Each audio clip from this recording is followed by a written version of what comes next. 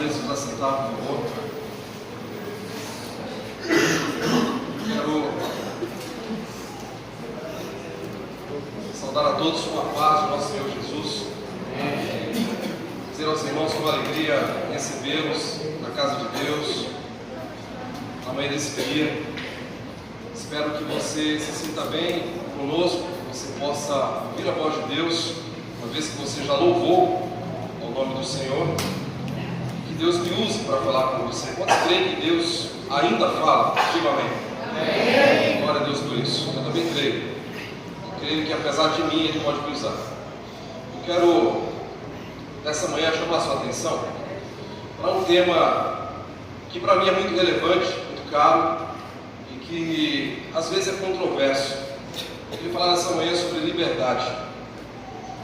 Liberdade é uma proposta que pouca gente consegue entender, interpretar e realizar, viver a verdadeira liberdade. Tem pessoas que entendem que a liberdade é uma filosofia, é um conceito, acham também que é um direito, que é uma questão de Estado, é uma proposta em que tem a ver com ir e vir das leis democráticas do país, por exemplo. Mas liberdade é algo que vai muito além dessas coisas. Liberdade é um estado de existência. Alguém que está livre precisa entender o que significa a responsabilidade dessa ação, dessa vida, dessa proposta. Estados, municípios, países, nações que passaram por problemas, que enfrentaram situações de crise, adversidades, geralmente fundam seus hinos, seus lemas, seus propósitos em cima dessa palavra. No Brasil, por exemplo, nós temos um estado que viveu a escravidão como nenhum outro, o estado de Minas. Se você olhar para a bandeira do estado de Minas, você vai ver um triângulo equilátero, está escrito em latim: libertas quaes será enim. Significa liberdade ainda que tardia. Liberdade era a proposta do povo de Minas, para os escravos que ali viveram, passaram por coisas terríveis. E quem visita Minas, como eu tive o privilégio de ir, especialmente na região de Mariana, Tiradentes, Ouro Preto, você vai perceber as marcas desse período. Talvez a palavra liberdade foi muito bem promovida pela maior nação dessa terra. Os Estados Unidos, eles, como conceito de vida, de propósito, de crescimento e prosperidade, eles têm um lema: liberdade para todos. Tanto que lá tem a estátua da liberdade. Em Marília, ela chegou esses dias atrás, né? Esses dias chegou aí para nós. Então, liberdade não tem a ver com um símbolo, não tem a ver com uma ideia, não tem a ver com algo que eu acho. Liberdade é um estado de vida, e vida com abundância. Eu queria falar sobre liberdade nessa manhã, chamando a atenção para que nós pudéssemos celebrar juntos, pensar juntos sobre o que significa liberdade para a nossa vida hoje. O que estamos fazendo na nossa vida hoje que tem a ver com liberdade, libertinagem ou prisões. Eu queria chamar a sua atenção para que você desse esse tempo para você, não é para mim, desse esse tempo para você, prestasse atenção no que, pela graça de Deus, eu acredito que o Espírito Santo pode me inspirar para falar ao seu coração e você tirar algumas conclusões acerca de si mesmo, acerca da vida que você está levando, das conclusões que você chegou, dos pesos que você pode ainda estar carregando e desses limites que essa falta de liberdade pode nos impor na vida. E eu queria muito que você, nessa manhã, lesse comigo, meditasse em João, capítulo 8, verso 36. Esse texto é um texto que, desde quando eu descobri as verdades que existem nele, é uma fala de Jesus conclusiva, extremamente profunda, e eu queria ficar somente com esse verso hoje, e nós mergulhássemos juntos dentro dele. João, Evangelho de João, capítulo 8, verso 36, é um texto maravilhoso, palavras de Jesus, que diz assim: se pois o Filho vos libertar, verdadeiramente sereis livres. Vamos todos juntos? No 3, 1, 2, 3. Se pois o Filho vos libertar, verdadeiramente sereis livres. Agora para memorizar, mais uma vez, no 3, 1, 2, 3. Se pois o Filho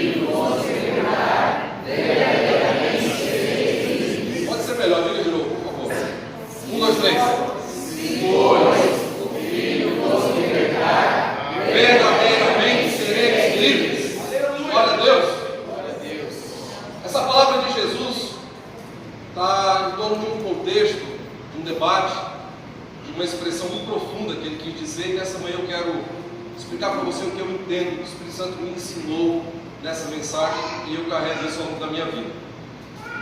Essa palavrinha aí, o se, ela faz parte de um conjunto de outras 3 palavras. São 4 palavrinhas que tem só 2 letrinhas, que são extremamente complexas de entender, viver e prosperar a partir delas. A primeira é fé, a segunda é eu, a terceira é ai e a quarta é si. Se, por ser essa palavrinha aí, que é um pronomezinho pessoal, ela tem algumas variáveis. A primeira é gramatical. Na gramática, ela dá a ideia de reflexividade. Reflexividade é um conjunto de 2 palavras: reflexão e idade. Reflexividade é alguém que pensa ao longo do tempo da vida e chega numa conclusão acerca de si mesmo, acerca das questões que envolvem, acerca das circunstâncias das suas decisões. A conclusão de reflexividade é uma palavra: maturidade. Quem opta por ter uma vida com reflexão não erra tanto, amadurece e aí se torna uma pessoa bem-aventurada, próspera. Prosperidade não tem a ver com aquilo que nós possuímos, prosperidade tem a ver com aquilo que realizamos. Toda vez que você olha para alguém maduro, você pode olhar o rastro existencial dele e você vai ver que é uma vida próspera, não de bens, mas de afazeres, de sentimentos, de valores, de princípios, de caráter. Então, na gramática, o si tem essa complexidade, reflexão com idade, que gera maturidade. Mas na teologia, o si dá a ideia de livre-arbítrio, dá a ideia de uma coisa mais complexa, de um tribunal interno, das coisas que chegam até mim, eu pelo si, ou pela opção de sim e não, por querer ou não fazer algo, por ser motivado ou não por uma determinada decisão, aqui na sede das minhas emoções, eu opto por fazer algo que muitas vezes eu não revelo, mas eu optei. Essa opção do si, que é livre-arbítrio, nós vamos ter ela na Bíblia expressa de várias maneiras. Eu gosto muito da forma que Paulo expressa. Paulo, aos Coríntios, capítulo 6, verso 23, ele fala da primeira forma. Depois, 6 e 12, ele fala da primeira forma, que são 2 conjuntos. Depois, aos Coríntios 10, verso 23, ele fala da segunda forma, que é o terceiro ponto. Paulo está dizendo que quando você tem diante da vida a liberdade das suas ações, do seu querer, da sua escolha íntima e pessoal, ele está dizendo nesse texto, aos Coríntios capítulo 6, capítulo 10, ele diz: todas as coisas me são lícitas. No verso 23 do capítulo 6 ele diz: mas nem todas convêm, e eu não me deixarei dominar por nenhuma delas. Paulo está dizendo que eu sou livre para tomar qualquer decisão, para fazer qualquer coisa, porque a vida me foi dada e eu prestarei conta com ela, mas ao longo da minha existência eu posso tomar as decisões que eu quiser. Todas as coisas que são lícitas, livres, eu posso fazer. Mas ele dá a primeira recomendação. Ele diz: nem todas convêm. Depois ele diz: nem todas podem me gerar liberdade, algumas delas podem me prender. A terceira coisa que ele fala lá no capítulo 10 e o verso 23, ele vai dizer a mesma coisa: todas as coisas que são lícitas. Mas ele diz a terceira forma, ele diz: nem todas edificam. Paulo está dizendo 3 fundamentos para uma pseudo-liberdade. Ele diz: todas as coisas são lícitas, nem todas convêm, nem todas te dão liberdade e nem todas edificam. O que eu posso extrair disso daqui? Posso pensar que, primeiro, o que convém das coisas que eu posso fazer? Ora, existe a questão cultural, moral, ética, existem os princípios, os valores, existe a conveniência dos fatos. Eu tenho que ter uma medida em mim, quando das coisas que eu sei que todas me cercam ilícitas são, aonde eu estou executando elas e o porquê estou executando elas, diante de quem estou executando elas. Aí eu posso fazer uma aferição: é conveniente ou não é conveniente? É conveniente eu fazer isso ou não é conveniente eu fazer isso? É a primeira coisa. Isso não é religiosidade, isso é uma questão de interpretação da vida. Se eu interpreto bem a minha vida e a posição que Deus me deu nela, e os afazeres e responsabilidades que eu tenho, eu preciso ter esse radar de conveniência para as coisas que faço, digo e realizo, sobre o aspecto profundo da minha existência. Porque as pessoas estão me olhando, seja no meu ambiente familiar, seja no ambiente profissional, seja no ambiente espiritual. Eu preciso ser conveniente, porque tem coisa que para mim não faz a menor diferença, mas se eu executar na frente de alguém em um desses 3 níveis da minha existência, pode ser que eu escandalize alguém. E a Bíblia diz: ai daquele pelo qual vem o escândalo. Você não está pecando, você está escandalizando. Você não está pecando, você está criando um padrão que é seu e para você faz bem, mas agora você está confundindo pessoas ao seu redor. Essa é a primeira coisa. Convém ou não convém? É lícito, mas convém ou não convém? A segunda coisa é: pode te dominar. É lícito, é livre, você pode fazer, mas pode te dominar. Eu sei o que pode me dominar, e o que pode me dominar eu me afasto. Paulo está dizendo: eu não me deixarei dominar por nenhuma dessas coisas, porque eu sei o valor e o peso que elas têm em mim. Então eu me afasto dessas coisas que eu sei que podem me dominar. Mas como eu faço isso? Como eu posso ter esse diagnóstico? Se eu experimentei, se eu conheço, eu sei o peso que tem. E se eu não conheço, mas eu tenho um entendimento, alguém me falou, há um conselho sobre aquilo, eu não experimento. Porque a experiência pode gerar uma frustração de domínio. Nós temos que tomar muito cuidado. Geralmente os amigos nos apresentam coisas que nos dominam. Eu sempre digo que se chegarmos ao céu é porque algum amigo indicou, e se chegarmos ao inferno é porque algum amigo indicou, e nós acreditamos nisso. Paulo está dizendo que a terceira coisa é uma construção. Ele diz: todas as coisas são lícitas, mas nem todas edificam.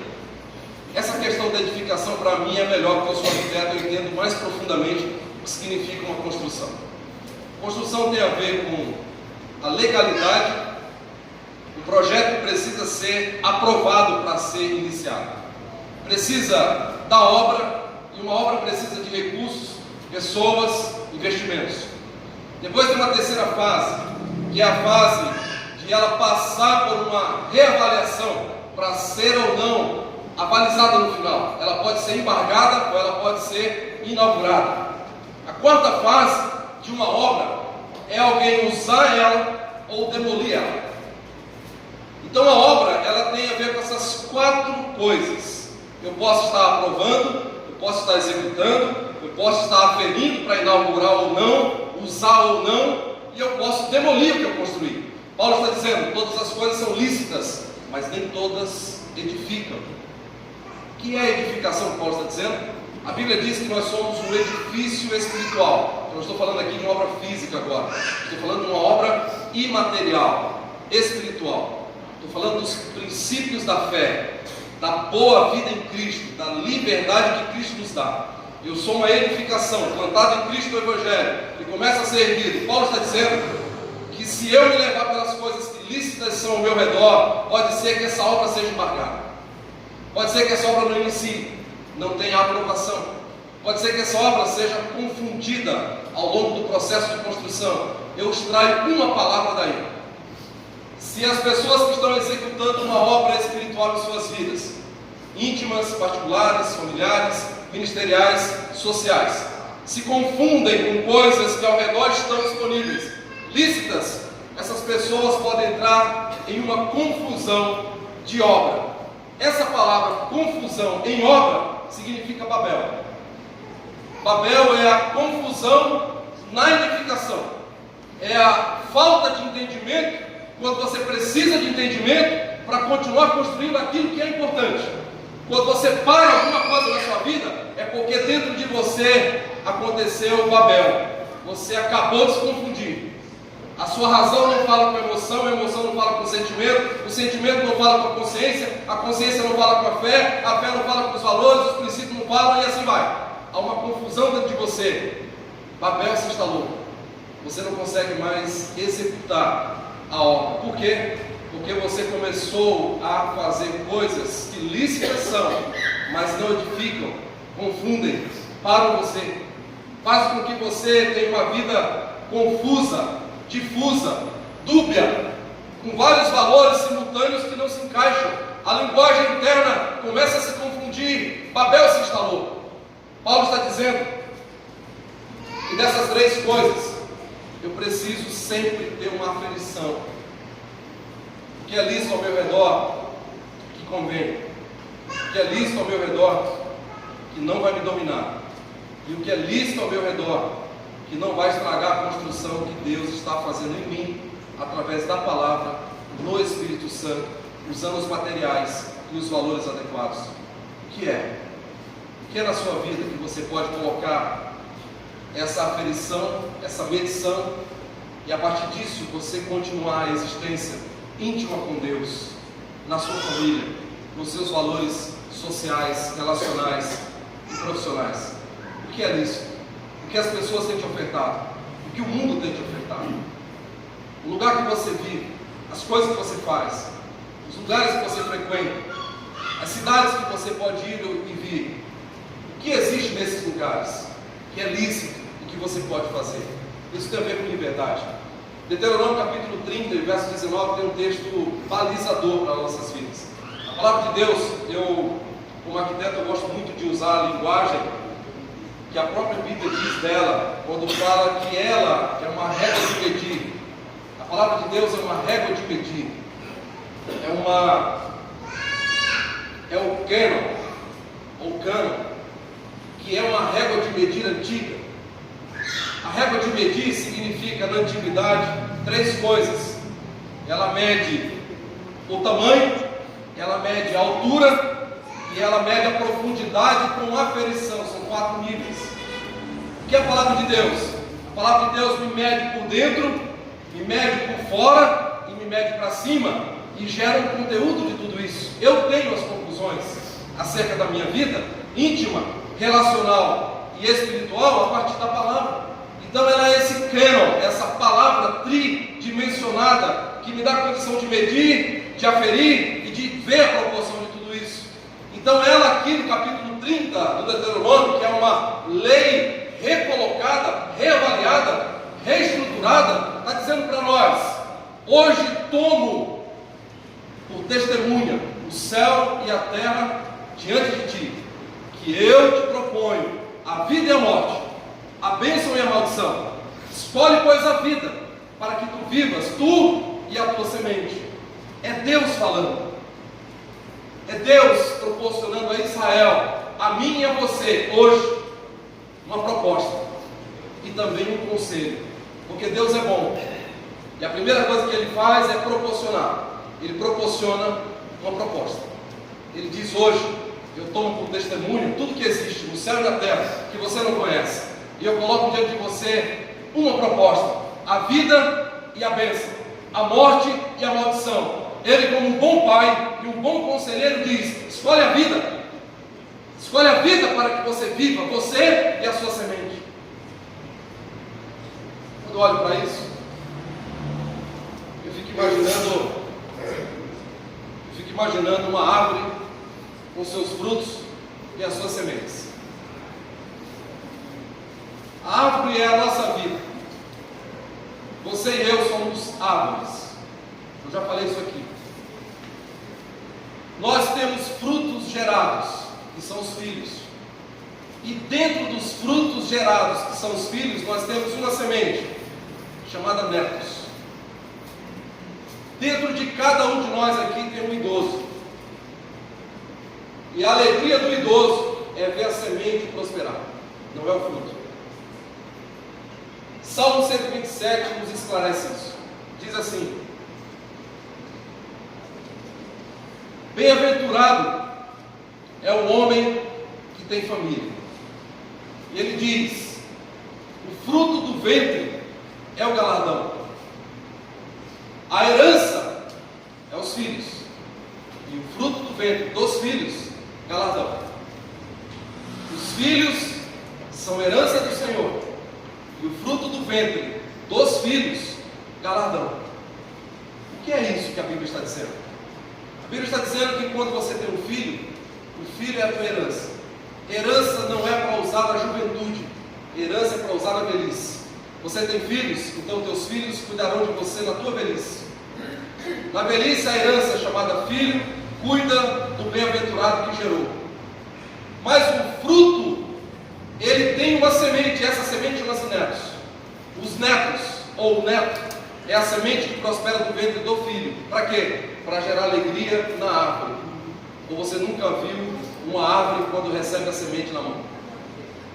Você já teve o privilégio de ver um avô ou uma avó segurando o neto? Que coisa maravilhosa que é! É o fruto do ventre do galardão. É o fruto daquilo que é a expressão da vida na sua maior idade. Quem tem filho sabe, você não curte tanto o filho, mas você não vê a hora de ver o neto. O neto, quando chega, é a continuidade da sua vida expressa nas suas mãos. Quando você tem um neto nas mãos, você acredita com toda a fé no seu coração. E eu não tenho neto ainda, mas eu estou falando por inspiração e por ouvir testemunho de alguém que tem. Quando você tem um neto nas mãos, você está vendo a sua prosperidade, a sua raiz sendo semeada por Deus na terra. Você está vendo a continuidade da sua geração. Por isso tanta alegria. Por isso que os avós, quando pegam os netos, só faltam esmagar. De tanto que abraça, que puxa, bagunça tudo. Quando termina, joga para os pais de novo. Quem cuida é os pais, né? Geralmente o avô estraga a neta. O pai faz tudo, arruma, deixa tudo certinho, né? Coloca a doutrina, cultura da casa, passa meia hora com o vô e com a avó, rompe tudo, tem que construir tudo de novo. Porque vô e avó é para isso. É para saborear o fruto que Deus deu. Essa palavra de Deuteronômio, ela está dizendo isso.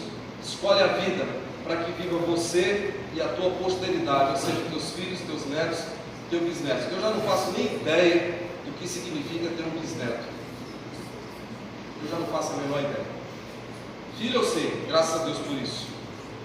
Mas neto eu tenho apenas um sabor, uma ideia. E bisneto é algo muito profundo, eu não consigo entender ainda. Mas a palavra de Deus está dizendo conosco nessa manhã, se pelo aspecto da reflexão, se pelo aspecto da decisão. Se é uma qualidade de tempo também, você pode fazer isso a qualquer momento. O se é usado várias vezes durante o dia. Desde a hora que você acorda, a hora que você vai dormir, o si está presente. Tem pessoas que gostam tanto do si que não se movimentam. Então, do si. O si é uma proposta diária, tácita. Toda hora está ali. Mas tem gente que fala, mas sim, ele fica.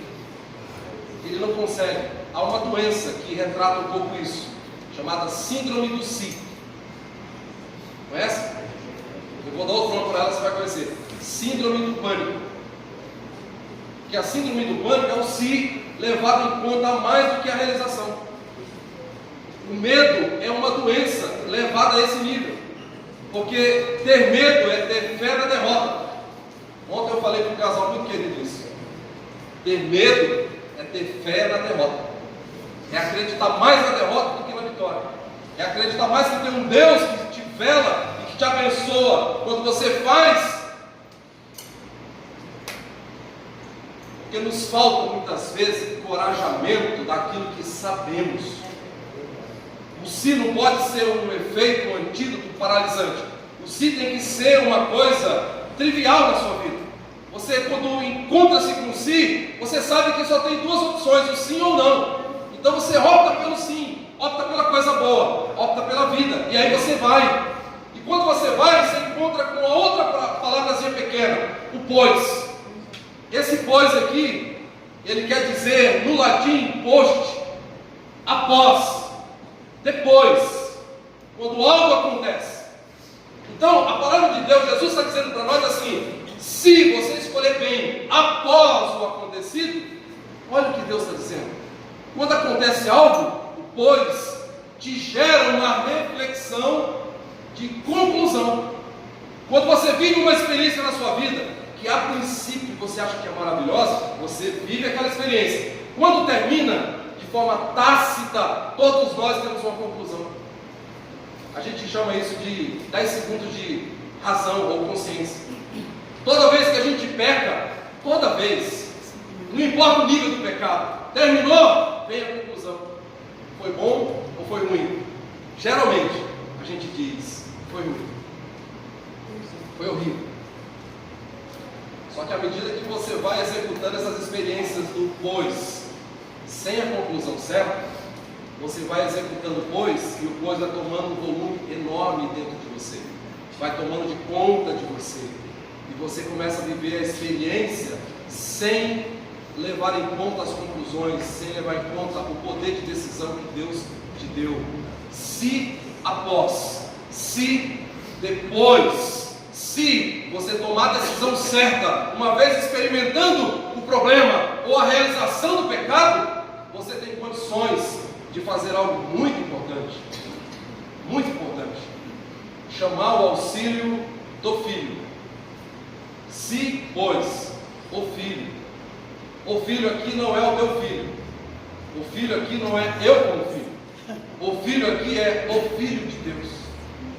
Se, pois, o Filho, Jesus Cristo, aleluia, se, pois, o Filho entrar na tua vida, se dentro das tuas conclusões diárias, após as realizações das tuas queixas, ou dos prazeres, ou dos adventos da vida, você tem sempre a condição de dizer: Jesus, entra nisso aqui, Jesus, me ajuda aqui, porque eu já entendi, eu já existi, já fiz, já pratiquei, e agora eu concluo que sem o Senhor eu não vou conseguir resolver o meu problema existencial. Aí o Filho entra, porque o Filho é maravilhoso. O Filho entra quando você tomar essa decisão aqui. Não é uma decisão física, é uma decisão aqui. O Filho está em todo o tempo com os olhos fixos sobre você. A hora que você diz: entra, Filho de Deus, ele entra. É uma questão de educação até. Jesus não arruma a porta. Ele não entra no seu coração, na sua mente, no seu sentimento, na sua vida, se você não chamar ele. Mas experimente após tomar uma decisão, experimentar e tomar uma decisão, convidar o Filho. Porque o Filho, ele tem duas naturezas, duas. Preste atenção nisso. O Filho, ele é o unigênito do Pai, aquele que o Pai fez de forma única, exclusiva. Preste atenção. A segunda forma, a segunda natureza do Filho, é o primogênito dos mortos. Essas duas naturezas estão na Bíblia. A primeira natureza, o Filho unigênito do Pai, Evangelho de João, capítulo 1, verso 14. O Filho unigênito do Pai, só tem ele. É o que você convida para entrar na tua história. Depois, Apocalipse capítulo, salvo engano, 1 verso 5. 1 verso 5 diz: o primogênito dos que dormem. São duas coisas diferentes. Uma coisa é você olhar para Jesus como o unigênito do Pai, só tem ele. É por isso que ele valoriza tanto o amigo, porque ele não tem irmão, ele é filho único. E quem é filho único valoriza muito o amigo, não? Depois ele tem a segunda natureza, ele é o primeiro daqueles que morreram. Para conhecer essa natureza você precisa morrer, porque ele é o primeiro daqueles que seguiram o seu caminho de morte, de entrega. Se você entrega a sua vida para Jesus, ele diz, Marcos capítulo 8, ele fala assim: aquele que perder a sua vida, achará. Aquele que achar a sua vida, perderá. É muito simples. Quem se acha, se perde. E quem se perde, se acha. O evangelho é meio confuso mesmo, às vezes. Vamos lá? Perder a vida é achar. Achar a vida é perder. Quem se perde, perdendo tudo que a vida oferece, os seus prazeres, a sua carnalidade, o seu egoísmo, acha uma vida diferente. Mas quem acha essa vida aqui nos prazeres, nas coisas, na matéria, perde a verdadeira vida. Jesus, como o autor dessa vida, ele vem como unigênito do Pai e nos liberta. E ele vem depois que nos liberta e diz: se você continuar, você será como eu sou. Você realizará o que eu realizei e fará obras maiores. Olha a proposta de Jesus, preste atenção. Eu vou falar uma coisa aqui e eu quero a sua atenção. Veja bem. Nós estamos diante de uma criação que Deus fez extremamente complexa e simples ao mesmo tempo. Deus fez o homem de várias formas. Nós temos aqui os pastores que entendem muito bem isso, mas eu quero que você entenda. Deus fez o homem, fez a sua criação de várias formas. Deus fez a primeira criação, a primeira forma que Ele criou o homem, Ele criou o Adão.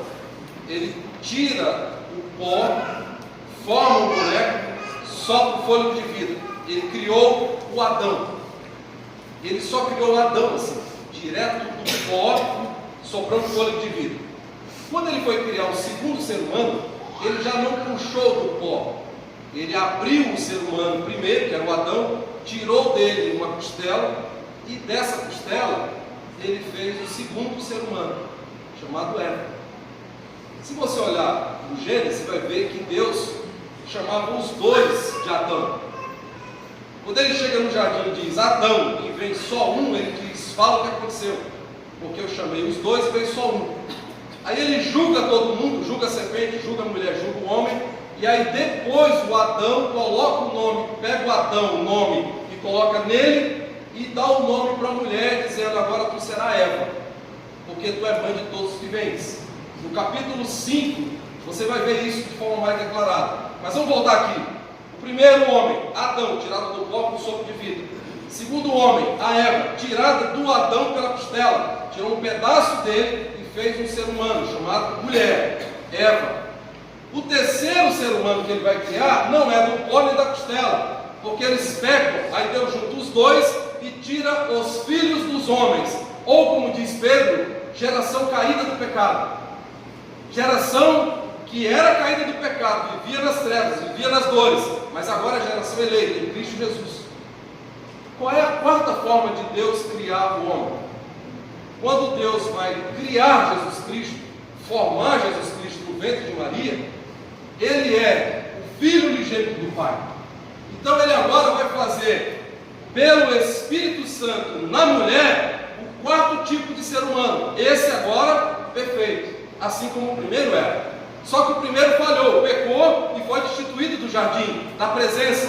O quarto ser humano, que é Cristo, a Bíblia diz que o Espírito Santo pega a mulher apenas e forma nela o unigênito do Pai, o eleito entre as nações, o príncipe da paz, o Deus feito em carne, o 100% homem, o 100% Deus, aquele que veio para existir nesse corpo caído nosso e comprar nesse corpo caído a nossa salvação na cruz do Calvário. Aquele que conhece as nossas dores, aquele que teve fome e sede, aquele que teve um processo existencial de tempo passando sobre ele, aquele que existiu 33 anos e meio, subiu na cruz, morreu, foi às profundezas do abismo, de lá veio ressurreto com o abismo do lado certo em Abraão, o seio de Abraão nele, e conquistou para nós a eternidade. Esse Jesus é o quarto e ideal modelo, porque ele não falhou, ele venceu. Então percebo que, se eu olhar para a criação, Adão foi feito de um jeito, Eva de outro, nós, dos pais, de outro, Jesus de outro. Jesus foi feito só da mulher, nasceu na existência da luz, plena inocência. Adão perfeito, cumpre o seu propósito, vence por nós, estabelece o reino, a graça. E ele diz no capítulo 3 de João, no Evangelho, um doutor da lei chamado Nicodemos, ele disse: eu vim, e importa que você entenda que você e todos quantos queiram participar do reino precisam nascer de novo. O Nicodemos dá um pino na cabeça dele, ele diz: como assim? Volto eu ao ventre da mãe e nasço de novo? Ele diz: não, agora você nascerá do Espírito e da água, do Espírito Santo e da palavra. O que é isso? Paulo passa por essa experiência depois e revela. Ele diz: nova criatura. Eu sou nova criatura. As coisas velhas já passaram, tudo novo se fez. A vida que agora vivo, vivo na fé do Filho de Deus, em que eu entreguei minha vida de pecado e nasci nele, para ele e por ele. Então é a quinta forma de existir. Quem está em Cristo não nasceu só dos pais, nasceu dele também, da palavra, porque ele é a palavra, nasceu do Espírito. Então é o quinto modelo, é o quinto tipo de ser humano sobre essa terra, é aquele que busca a perfeição em Cristo. Não é perfeito, busca a perfeição em Cristo. busca ser humano completo como ele foi, ser humano íntegro como ele foi, ser humano nas práticas como ele foi, ser humano na plenitude como ele foi. Eu não sou mais essa geração aqui, eu não sou mais filho do meu pai e da minha mãe, aqui, perdão. Eu não sou mais, porque Jesus, na obra em Adão, só foi Adão. Na obra em Eva, só foi Eva. Eu nasço do meu pai e da minha mãe na carne, mas eu não vivo só aqui mais. Eu não estou mais só nesse sobrenome aqui. Eu não estou mais só nesse nome aqui que ele me deu, o meu pai e a minha mãe. Agora Jesus veio, e ele veio e eu aceitei a sua obra. Eu aceitei a sua salvação. Eu aceitei o que ele fez por mim. E aí eu nasci pela obra do Espírito e a água. Eu nasci uma nova criatura. Eu nasci. Eu sou uma nova criatura em Cristo. Se você também é, diga amém. Mas Jesus agora está num outro plano. Ele não está mais aqui como o filho do carpinteiro. Ele não é mais a quarta forma de Deus criar. Agora ele se apresenta a nós como o primogênito dos que dormem. Ele tem um outro formato. Ele tem uma outra instituição nele. Ele se apresentou com essa nova forma aqui. Após morrer e ressuscitar, ele ficou um curso de quase 40 dias aqui, se apresentando de várias formas aos discípulos primeiro, aliás, às mulheres primeiro. As mulheres são privilegiadas. Primeiro ele apareceu para elas. Depois ele apareceu aos discípulos 2 ou 3 vezes. Depois apareceu uma multidão de quase 500, segundo a visão de Paulo. Jesus então promove para nós o seguinte: quem aceita o seu nascimento vicário, sua obra redentora, passa por ele, nasce dele, que é a obra através da palavra do Espírito, e nasce uma nova criatura. É a quinta forma. A sexta forma é o estado que ele está agora. Ele diz: ao que vencer,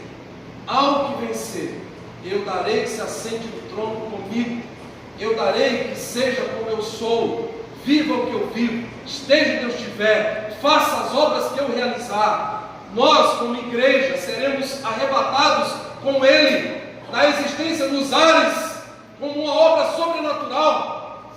Essa é a obra que eu espero, porque eu não preciso entregar minha vida a Jesus, eu já entreguei. Ele já me fez uma nova criatura. Essa é a opção que ele me deu, porque ele, como filho, entrou na minha vida. Se ele entrou na minha vida, agora eu preciso existir como ele existiria, fazer o que ele faria, pensar o que ele pensaria, realizar essa obra do Evangelho a partir dessa fronteira chamada pele. A minha fronteira é a minha pele. Da pele para dentro, eu preciso todos os dias deixar-me ser trabalhado, transformado por Ele, pela obra do Espírito, na palavra. E da obra para fora, da pele para fora, a obra que Ele quer realizar a partir de mim. Pele para dentro, transformação. Pele para fora, ação. Pele para dentro, nova criatura. Pele para fora, um novo ser humano. Pele para dentro, o Filho de Deus. Pele para fora, o que socorre. Pele para dentro, aquele que espera a salvação no primogênito dos que dormem, dos mortos. Pele para fora, porque anuncia o Evangelho. Pele para dentro, aquele que reconhece o tamanho que tem, sabe quem é, sabe os seus limites, sabe o que convém, sabe o que domina, sabe o que edifica e o que não edifica. Pele para fora, aquele que diz, e prega, e vive o verdadeiro Evangelho. Não é fácil. Não é fácil. Viver o Evangelho nunca foi fácil, mas é possível. Aleluia. Fácil não é, mas é possível. Dá trabalho, mas é possível. Eu olho para esse texto e vejo: se pois o Filho unigênito te libertar, verdadeiramente é uma palavra maravilhosa. A gente quase não olha muito para ela. Verdadeiramente, na sua composição original, na sua etimologia, é a junção de duas palavras: verdadeiro e mente. Verdadeiramente. Uma mente verdadeira. Verdadeiramente. Verdadeiramente é um estado de vida investigativo. Uma mente verdadeira vive pela investigação da verdade, vive pela contemplação da verdade, vive pela verdade. Verdadeiramente é transformar sua mente numa lupa, seus olhos numa lupa, suas mãos numa lupa, seus passos numa lupa. Verdadeiramente é alguém que vive pela verdade na mente. Porque se a verdade na mente existe, as ações se revelam. As ações a revelam. Viver pela verdade da mente é viver a verdade que existe em mim, através da verdade que nele está. E essa verdade, você já aprendeu aqui, é uma pessoa. A verdade que existe é uma pessoa. Ela não é uma filosofia, ela não é uma ideia, ela não é um conceito. A verdade é uma pessoa, ela tem nome, Jesus Cristo. Sabe aonde Jesus revelou isso? Tem um texto apenas que ele revela isso. Quando ele está diante de Pilatos, o Pilatos diz: tu não sabes que eu tenho poder para te matar ou para te libertar? Ele diz: tu não terias poder algum sobre mim se do alto não fosse te dado. Aí o Pilatos fica com essa palavra, começa a remoer essa palavra, daqui a pouco ele volta e diz: que é a verdade? Porque agora Jesus confundiu ele. Ele achava que ele era subimperador, dono de tudo, podia matar ou prender, fazer o que quisesse. Aí Jesus disse: tu está aí porque do alto tu foi colocado. Ele disse: peraí, então a verdade não é o que César disse, a verdade é outra. Que verdade é essa? O que é a verdade então sobre mim? O que é que existe que eu não sei? Aí Jesus responde de uma forma extraordinária. Essa fala de Jesus é uma revelação maravilhosa dele para nós. Ele diz: todo aquele que ouve a verdade, ouve a minha voz. Olha, você ouviu a verdade? Então você ouviu a voz dele. Glória a Deus.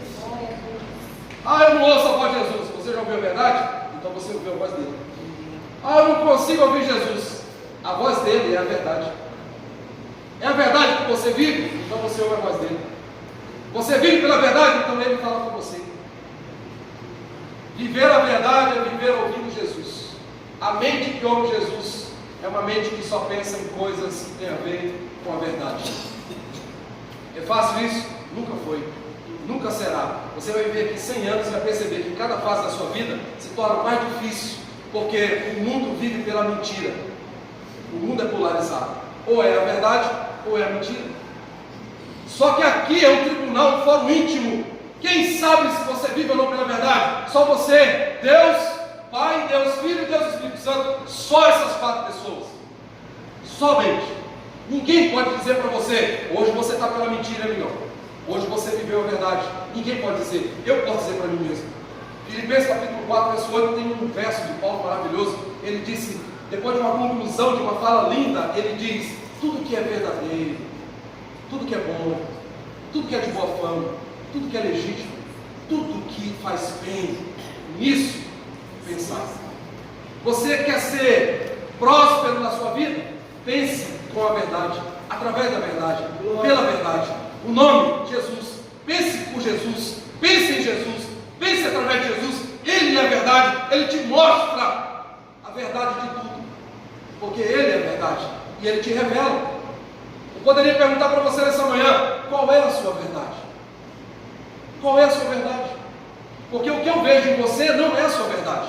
Eu vejo em você um ser humano que eu identifico. Eu chamo pelo nome. Eu sei se é homem ou mulher, a idade aproximadamente, as mulheres não revelam, mas eu sei mais ou menos a idade. Eu sei o estado civil, financeiro, profissional. Eu reconheço, mas há uma verdade dentro de nós. Quem conhece? Qual é a sua verdade? Eu não estou falando daquilo que você fala que é a verdade. Eu estou dizendo daquilo que você sabe que é a verdade. Que verdade é essa? Jesus tem um verso que para mim é como se fosse uma aferição da régua que eu falei há pouco. A régua mede, ela proporciona e ela fere. A aferição tem várias, mas tem uma que eu gosto demais que Jesus falou. Todas as falas de Jesus são maravilhosas, mas tem algumas que eu penso e eu levo para a vida. Tem uma fala dele que diz assim: ao puro, tudo é puro, e ao impuro, tudo é impuro. Dá para pensar nisso? Ao puro, tudo é puro, ao impuro, tudo é impuro. Vou traduzir. Ao que vive com a mente verdadeira, tudo é puro. Ao que vive com a mente mentirosa, tudo é impuro. É isso que ele está dizendo. Viver pela verdade, tudo é puro. Viver pela mentira, tudo é impuro. Ou você nunca se aproximou de alguém que mente? Você se aproxima da pessoa, você tem consciência que ela mente, mas você não dá as costas, você fica todo tempo olhando. Porque o cara é impuro. Ele não vê a hora de passar você para trás. Então você fica ali todo tempo. Ele se movimenta, você se movimenta. Ele vem e você vai. Não é assim? Porque você está perto de alguém que é impuro. Mas se você está perto de alguém puro, como é que você fica? Por isso que Jesus não tinha sossego.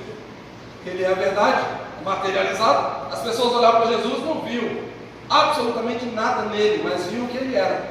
E aí você chegava, apertava. E tinha uns que tocavam de uma forma que ninguém mais tocava. O que eu quero dizer para você é que a verdadeiramente ela não é um conceito, ela é um estado. Preste atenção. Se você quer saber se a sua mente é ou não verdadeira, olhe para alguma coisa pura. Por exemplo, olhe para uma criança. Olhe para uma criança. Tem delas que não dá para olhar, mas você tem que sair de perto. Mas olhe para uma criança. Quando você olhar para uma criança e você sentir por essa criança algum tipo de realização pura, você é puro. Olhe para um animal, que é animal que não dá para chegar perto, mas olhe para algum animal, seja ele qual for. O que você sente quando você olha para um animal? Porque um animal é puro. O que você sente? Você sente vontade de matar? Ou você sente cuidado de cuidar? O que você sente? Eu vou apertar um pouco agora. Quando você olha para uma mulher bonita, eu estou falando com os homens, o que você sente? Essa é a tua verdade. Eu vou falar com as mulheres também. Quando vocês olham para um homem bonito, o que você sente? Essa é a tua verdade. Porque existem verdades em nós que nós não revelamos. Mas agora eu vou te ensinar pela palavra como você pode adquirir uma vida em Cristo, abençoada em você mesmo. Porque a gente quer muita prosperidade que a gente pode publicar. Eu quero te dizer nessa manhã da verdade, da bênção, da prosperidade que você nunca vai poder publicar no teu Instagram, no Facebook, ou em qualquer outro lugar, mas você vai poder provar dela e ela te fará um ser humano diferente, transformado. Porque existe um erro em nós, a gente quer transformação fazendo as mesmas coisas. É o pior erro. Querer coisas diferentes fazendo coisas iguais. Ou você transforma a sua ação para ser transformado, ou você será o mesmo. A idade vai passar e você não vai amadurecer. Você vai ficar parado no si. Paulo diz, já morrendo, que a vida tem um combate só. Combati o bom combate. Capítulo 4 da segunda carta a Timóteo, ele diz, combati o bom combate. Só tem um, senão ele teria dito, combati vários combates, só tem um combate, um só. E esse combate é contra você mesmo. Paulo diz, combati o bom combate, esmurrei meu corpo. Combati o bom combate, coloquei ele em sujeição. Combati o bom combate, fugi da frieza do mundo. Combati o bom combate, matei o meu ego. Combati o bom combate, acabei com as minhas paixões. Combati o bom combate, lutei contra a minha carnalidade. Combati o bom combate, fui verdadeiro comigo mesmo. É muito fácil ser verdadeiro com alguém, especialmente na fragilidade dessa pessoa. Eu quero ver eu ser verdadeiro comigo mesmo. Quero ver eu me encarar e dizer a verdade para mim mesmo. Filipenses 4, como eu disse, dá uma ideia de caminho. Eu penso, eu sinto, eu realizo e eu espero através da verdade. É difícil esse caminho? É muito difícil. Porque construir com a verdade é construir na rocha. Cavar na rocha, meu irmão, dá trabalho. Quer construir na mentira? É areia, é facinho. Qualquer passada de mão você põe uma fundação. Só que quando vem a primeira tempestade, vai tudo embora. Construir na rocha dá trabalho. Cada palmo que você escava na rocha, chamada Cristo, verdade, dói muito, sangra até, as mãos ficam calejadas. Só que é o seguinte: não importa o que você vai construir ali, construiu na rocha, nada tira você do lugar. Nada tira você do lugar. Eu queria dizer para você, eu não posso falar de tudo aqui porque as horas já foram, mas eu queria falar para você da cura para isso daí, da cura para essa vida que você diz, não está boa, você diz, eu não estou vivendo pela verdade, você diz, eu preciso melhorar. A cura é o seguinte: o primeiro exame é através da verdade, íntima, intransferível. Você pode ir onde você quiser, no melhor psicólogo, no melhor psiquiatra, você pode fazer o tratamento que você quiser, porque é maravilhoso, mas se você não quiser usar as lentes da verdade, você não vai chegar igual alguém, porque as lentes da verdade vão te dar a condição de você criar um exame. Toda a cura começa no exame, e para essas questões que eu estou dizendo agora, o exame é a verdade. Passe esse exame chamado verdade em você, entre nessa tomografia chamada verdade, e você vai tirar o exame certo daquilo que você precisa entender, se é que não entendeu, daquilo que você precisa fazer, se é que não fez. Primeira coisa é o exame. Segunda coisa que você faz, segundo passo, arrependimento. Você se examina, depois você se arrepende. Esse segundo passo é pior do que o primeiro, porque se arrepender é uma coisa muito íntima. Quem pode dizer que alguém está arrependido? É por isso que tragédias acontecem, que as pessoas mentem, não estão arrependidas e querem reconstruir algo, e aí a demolição é maior. Se você não se arrependeu, não queira reconstruir, reconstrua em cima de exame com arrependimento. Depois tem a confissão oral. É difícil confessar, porque o que resolve do confessar não é o que você fez só, é o que você está fazendo. Confessar o que fez é mais fácil porque você fez, é ver você confessar o que você está fazendo. Exame, arrependimento, confissão. Mas não é confissão pública, é confissão íntima, a começar em Deus, na oração. Depois você acha um amigo íntimo. Se você não tem, acha alguém que tenha responsabilidade em Cristo e fale para essa pessoa. Confesse. Depois você tem que ter um distanciamento. Distanciamento físico e psíquico. Tem pessoas que querem se distanciar psiquicamente, mas não se afastam fisicamente. Tem pessoas que se afastam fisicamente, mas não se afastam psiquicamente. São os dois distanciamentos, físico e psíquico. Se você sabe que alguma coisa te aprisiona, se afasta. Fisicamente, psiquicamente, não pense naquilo. Se desvie daquilo. Eu quero dizer a quinta coisa. Transformar a ação através da verdade é gerar uma nova vida. Primeiro passo, exame. Segundo passo, você tem que arrepender-se. Terceiro passo, você tem que confessar. Quarto passo, você tem que se distanciar. E o quinto passo, você transforma a tua ação de vida. Transformar a ação de vida gera o resultado do texto. Se, pois, o Filho te libertar, verdadeiramente sereis livres. Aí eu faço uma pergunta para você e aqui eu encerro. Livre de quem? Livre de quem? Se o Filho te libertar, verdadeiramente você vai ser livre. De quem? Do quê? É uma pergunta. Não responda, reflita. Se o Filho te libertar, verdadeiramente você será livre. De quem? Do quê? Jesus tem um verso que nos explica isso. Ele diz assim, ele diz assim, eu venci o mundo, tende bom ânimo. No mundo tereis aflições, tende bom ânimo, eu venci o mundo. Faça uma análise bem sincera agora.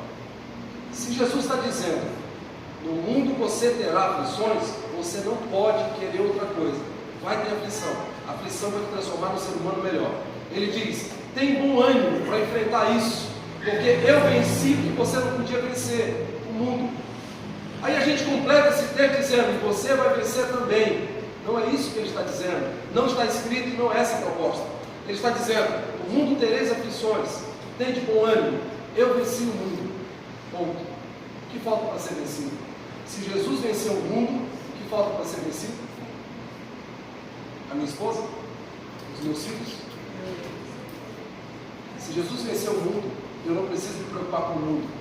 Se Jesus venceu o que está da minha pele para fora, eu não preciso me preocupar com o que está da pele para fora. Se Jesus venceu o que está da pele para fora, eu preciso me preocupar em vencer o que está da pele para dentro. É isso que ele está dizendo. Eu preciso me vencer, porque o mundo já está vencido. Há mais de 2.000 anos, o mundo já está vencido. E se Jesus está dizendo que eu preciso me vencer, é porque eu posso me vencer. É porque eu consigo me vencer. É porque eu sei com Ele o caminho para me vencer. É porque eu posso combater o bom combate diariamente comigo. O problema nosso, a gente se distrai combatendo o bom combate com pessoas, com sistemas, com política, com religião, com cultura, com afazeres, com trabalho, com dinheiro, com matéria. Jesus está dizendo: busque, coloque a sua força, faça direito, concentre-se da pele para dentro. Ou é da pele para dentro ou é perda de tempo. Ou é se medir à toa, ou é humilhar as pessoas, ou é fazer cara de bom e ter uma vida esgotada em vaidade. Combater-se, viver essa experiência de dizer: a partir de hoje vou mudar, só pode ser dita agora. Ontem você já não pode mais, amanhã você não sabe se volta aqui, mas hoje é possível. Eu tenho mais um texto que o Espírito Santo me faz lembrar. Jesus diz assim: aquele que quiser vir após mim, aleluia, tome a sua hashtag do céu, coloque sobre as costas e me siga. Você estranhou a palavra hashtag? Hashtag é 4 cruzes.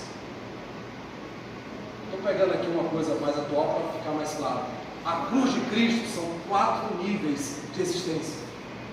A cruz de Cristo é isso daqui, com 4 níveis. A trave está mais para cima porque os dois de baixo aparecem mais. Primeiro nível da vida, vida física, realizada nos 5 sentidos. Segundo nível de vida, vida sentimental, realizada nas emoções. Terceiro nível de vida, mais alto, vida intelectual, realizada através da razão e da consciência. Quarto nível da vida, vida espiritual, realizada através da fé, nos dons e na graça de Cristo. Os 4 níveis de vida, 4 cruzes. Junta 4 cruzes, dá uma hashtag. A hashtag é até inclinadinha, porque você põe nas costas e vai com a sua hashtag. Vai com os 4 níveis de vida. Vai com o corpo, vai com a alma, vai com o intelecto e vai com o espírito. Quero convidar você a, nessa manhã, sentado como você está, se colocar de pé, com o peso da sua hashtag nas costas. Vê se você consegue. Põe-se de pé. Vai, põe a hashtag aí, vai. Põe as 4 cruzes aí. Levanta, por favor. Por favor, olha só como pesa. Você estava sentado ou estava doendo? Levantou, já vem. Mas é assim mesmo, Jesus falou: aquele que quiser vir após mim, tome a sua cruz, tome a sua hashtag, tome os seus 4 níveis de vida e me segue. Não é fácil, mas é possível. Ainda bem que Jesus não permitiu que os anjos pregassem o Evangelho. Porque se o anjo pregasse o Evangelho, ele ia pregar de coisas que ele não sabe. Como nós, homens, pregamos o Evangelho, nós pregamos coisas que sabemos. Eu sei o quanto é difícil isso que eu estou pregando, porque eu também passo pelas mesmas lutas, pelas mesmas aflições, pelas mesmas dores. Quero convidar você nessa manhã a trazer a sua hashtag até aqui. Eu não sei qual dos níveis da sua hashtag, se é físico, se é emocional, se é intelectual ou se é espiritual. Eu não sei qual dos 4 níveis, ou se é 2, ou se é 3, ou se são os 4 níveis da tua cruz que está pesando. Mas eu quero convidar você a trazer até aqui e fazer um propósito com Deus, e a partir de hoje mudar a forma de enxergar a sua vida da pele para dentro. Eu quero convidar você e pedir que essas luzes se apaguem para facilitar a tua caminhada com a tua hashtag. Eu quero orar e aí nós vamos encerrar. Pode vir, não tenha medo. Sair do lugar para o encontro de Jesus é uma saída para melhor, é uma saída para a vida, é uma saída para o crescimento, para a maturidade, é uma saída para a convicção, para a confissão, é uma saída que você diz: Senhor, eu não quero mais, a partir de hoje eu vou mudar. Mas ninguém sabe aonde você quer e aonde você precisa mudar, só você sabe, só eu sei aonde eu quero e aonde eu posso mudar. Eu não sei se as coisas aqui têm a ver com o que é lícito, se tem a ver com o que escraviza, mas eu sei uma coisa em Cristo, que a mente de alguém que vive pela verdade, uma mente verdadeira, uma verdadeira mente, nunca mais será escravizada, não pode ser escravizada. Alguém que vive a liberdade verdadeira em Cristo, que tem uma mente livre, nada pode prender. Mas alguém que não tem uma mente livre em Cristo, pode andar sobre toda a face da terra, mas é um escravo ambulante, é um escravo do seu ego, é um escravo dos seus prazeres, é um escravo da sua carnalidade, é um escravo da matéria, escravo da natureza. A palavra de Deus diz: domine sobre todas as coisas, não deixe as coisas te dominar, domine sobre todas as coisas. O nosso problema, a gente deixa as coisas nos dominar e queremos dominar sobre homens, queremos dominar o relacionamento, queremos dominar os filhos, queremos dominar o patrão, os empregados, os funcionários, queremos dominar a cidade, queremos dominar. Não é esse tipo de domínio que a Bíblia sugere. A Bíblia diz: não deixa a natureza dominar você. E o que nós estamos vendo? Homens dopados com químicas da natureza, com todo tipo de droga extraído da natureza, dominando as mentes e os corações de homens, nações inteiras, tribos inteiras. Mas nós temos a mente de Cristo, nós temos a verdade em nós. E nessa manhã, em nome de Jesus, a minha proposta para você é: concentre-se naquilo agora. Você sabe que você precisa mudar. Feche os seus olhos, pense comigo naquilo que te incomoda. Quando você chega em determinado lugar, que te incomoda. Quando você deita, põe a tua cabeça no travesseiro, que te incomoda. Quando você olha o encontro de alguém, que te incomoda. Quando você pensa em alguém, que te incomoda. Quando você precisa realizar algo, que te incomoda. Geralmente o que incomoda é a mentira. A mentira pelo qual fazemos, nos relacionamos, compramos, obtemos, saboreamos. A mentira incomoda. Feche os seus olhos e pense naquilo que você pode mudar nessa manhã. Aquilo que não tem a ver com a sua verdade, com a verdade de Deus em você e te incomoda. Liberte-se disso nessa manhã, peça a Jesus. Eu invoco a presença dele através do Espírito Santo. Ó Deus, em nome de Jesus, os louvores alcançaram o teu coração, alcançaram o nosso coração. Nós expressamos com a nossa alma louvores a Ti. A Tua palavra veio aos nossos corações, foi ministrada. Pai, eu te peço que em nome de Jesus, visita a mente dos meus irmãos, visita a minha mente nessa manhã, o meu coração, nesses 4 níveis de existência que temos. Pai, trabalha no nosso corpo físico, nas doenças, nos nossos sentidos. Trabalha, Senhor, também nas nossas emoções, nos nossos sentimentos. Faz com que venhamos a aferir, Senhor, a criar diagnósticos, exames. Permita, Senhor, que possamos ter clareza através da Tua palavra, da verdade. Que o Teu Espírito Santo ministre essa capacidade de viver através da verdade, pensando através da verdade, existindo através da verdade. Senhor, que no nosso nível mais alto, intelectual, a nossa razão, a nossa consciência, seja liberta, livre, seja, Senhor, expansiva através da verdade. Que o Senhor tenha liberdade para falar, Senhor, colocar em nossos pensamentos, em nossa razão, o princípio da Tua palavra, os valores da Tua palavra, a razão maior de existir, que é a verdade, que a Tua palavra é, que promove. Pai, a Tua palavra diz, em João capítulo 17, na oração de Jesus: santifica-os na verdade, a Tua palavra é a verdade. Senhor, na nossa fé, na nossa vida espiritual, o Teu Espírito Santo encontra em nós a liberdade que Ele precisa para nos acrescentar a fé, nos acrescentar os dons, para nos dar, Senhor, as ministrações em nossos corações, para falar no íntimo do nosso ser.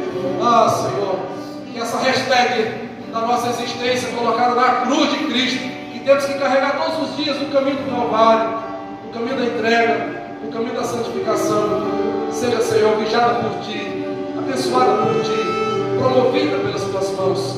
Nessa manhã nós nos entregamos e pedimos, capacita-nos, para que não venhamos mais, Senhor, a viver pelas coisas que já vivemos, da forma que já vivemos, acreditando no que acreditamos, promovendo em nosso coração o encontro do pecado, que possamos nos libertar, nos afastar psiquicamente, emocionalmente, sentimentalmente, fisicamente dessas coisas. Tudo é lícito, mas nem tudo convém. Todas as coisas são possíveis, mas nem todas geram liberdade. A palavra diz que nem tudo edifica, mas nós temos que ter essa consciência. O Senhor nessa manhã nos promove uma escolha que nos aconselha. O Senhor nos dá a vida e a morte como opção.